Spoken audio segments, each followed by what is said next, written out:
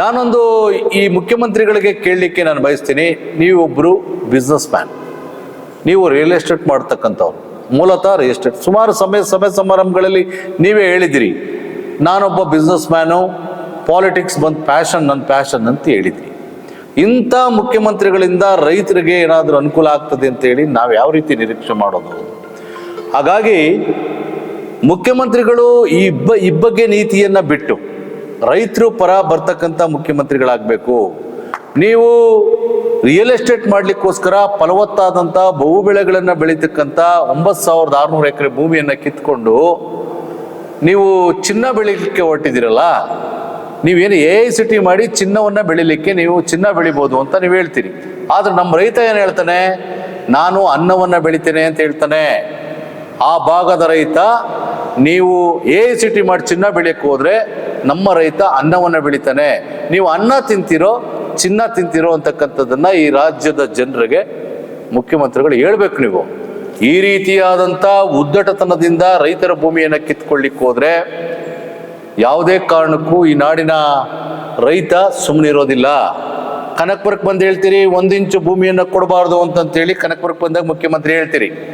ಆದರೆ ನೀವು ಕನಕಪುರಕ್ಕೆ ಮಾತ್ರ ಮುಖ್ಯಮಂತ್ರಿನಾ? ಬಿಡದಿ ಭಾಗದ ರೈತರಲ್ವಾ? ನಿಮಗೆ ಮತ ಹಾಕ್ಲಿಲ್ವಾ?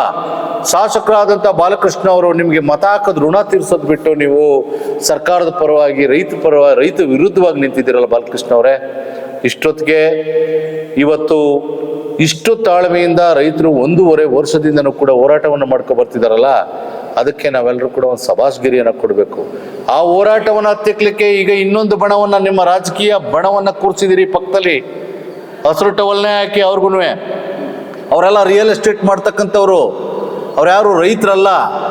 ಅಂಥವ್ರಿಗೆ ಹಸಿರು ಟವಲನ್ನು ಹಾಕಿ ಗಲಾಟೆ ಮಾಡ್ಲಿಕ್ಕೋಸ್ಕರ ಅಲ್ಲಿ ರಾಜಕೀಯ ಪಿತೂರಿಯಿಂದ ಈ ಹೋರಾಟವನ್ನು ಕುಗ್ಗಿಸ್ಲಿಕ್ಕೋಸ್ಕರ ರಾಜಕಾರಣಿಗಳು ಹೊರಟಿದ್ದೀರಲ್ಲ. ಮುಖ್ಯಮಂತ್ರಿಗಳೇ, ಇದು ನಿಮ್ಮ ಕಣ್ಣು ಕಾಣಿಸ್ತಿಲ್ವಾ? ಯಾಕೆ ಈ ರೀತಿಯಾದಂಥ ಅವೈಜ್ಞಾನಿಕ ನೀತಿಯನ್ನು ನೀವು ಅನುಸರಿಸ್ತಾ ಇದ್ದೀರಿ? ಮಾತ್ರ ಹೇಳ್ತೀರಿ ವೇದಿಕೆ ಸಮಯ ಸಮಾರಂಭಗಳಲ್ಲಿ ಹಸಿರು ಟವಲನ್ನು ಹಾಕ್ಕೊಂಡು ನಾನು ರೈತ ಪರ ಅಂತ ಹೇಳ್ತೀರಿ. ನಿಮ್ಗೆ ಯಾವ ನೈತಿಕತೆ ಇದೆ? ಇವತ್ತು ರೈತರ ಮೇಲೆ ಕೊಲೆ ಕೇಸನ್ನು ಹಾಕ್ಸಿದಿರಲ್ಲ, ಈ ಪಾಪ ನಿಮ್ಮನ್ನ ಸುಮ್ಮನೆ ಬಿಡೋದಿಲ್ಲ.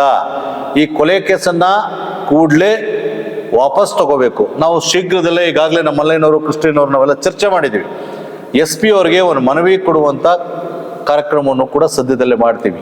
ಮತ್ತೆ ನಮ್ಮ ಬಿಡದಿ ರೈತರ ಹೋರಾಟ ಮುಖ್ಯಮಂತ್ರಿಗಳ ಈ ನಿನ್ನೆ ಹೇಳದಂಥ ಹೇಳಿಕೆಗೆ ಯಾವುದೇ ಕಾರಣಕ್ಕೂ ಹೋರಾಟ ನಿಲ್ಲಿಸೋದಿಲ್ಲ, ಹೀಗೆ ಮುಂದುವರಿತದೆ. ಮತ್ತೆ ಇನ್ನು ಮುಂದೆ ಏನು ನಿನ್ನೆ ಪೊರಕೆನ ಹಿಡ್ಕೊಂಡು ಅವರ ಸಾಹಸವನ್ನು ಮೆರೆದಿದ್ದಾರೆ ಮಹಿಳೆಯರು, ಇನ್ನು ಮುಂದೆ ಅದು ನಂಜುಂಡಸ್ವಾಮಿ ಅವರು ಕೊಟ್ಟಂತ ಕೊಡುಗೆ. ಪೊರಕೆ ಚಳುವಳಿಯನ್ನ ನಂಜುಂಡಸ್ವಾಮಿ ಅವರು ಆಗ್ಲೇ ವಿಧಾನಸೌಧದ ಎದುರುಗಡೆ ಮಾಡಿದ್ರು.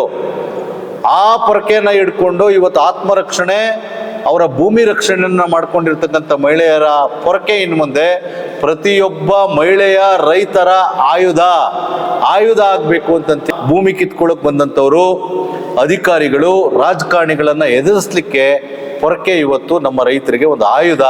ಕರುನಾಡು ಟೈಮ್ಸ್ ಚಾನೆಲ್ನಲ್ಲಿ ಸುದ್ದಿ ಮತ್ತು ಜಾಹೀರಾತು ನೀಡಲು ಈ ನಂಬರ್ಗೆ ಕರೆ ಮಾಡಿ.